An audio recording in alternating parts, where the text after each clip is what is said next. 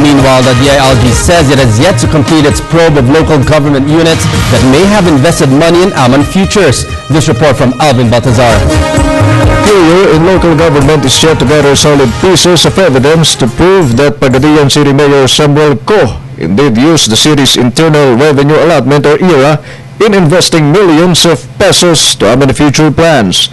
According to DILG Undersecretary for Local Government Austero Panadero, they have already looked on how several local government units spent their funds, and no proof would show that there is an LGU who invested their fund to any investment company such as Aman Futures. But Panadero clarified, the probe is not yet over. Doon sa aming nakita so far, walang basihan o wala pa kaming local government na nag-invest dyan sa Aman. Pero hindi pa kami tapos. In case a local government wanted to invest into something, Panadero said that a resolution must be passed and should be approved by the Sanggunian, or else they might be charged of technical malversation, which is a grave offense.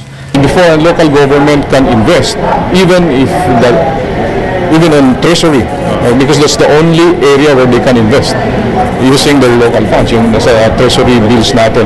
You have to pass a resolution from their Sanggunian. On the part of a local chief executive, Valenzuela City Mayor Sherwin Gatchalian said that it is somehow difficult to determine if a business permit being applied would eventually lead to a pioneering scam.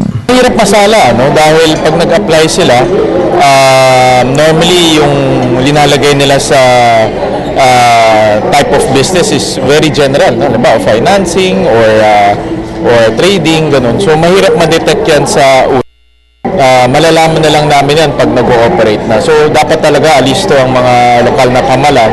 Kung merong naririnig sila ng nangako ng ganito, no, 200% in 10 days, alam naman natin na kalokohan yan.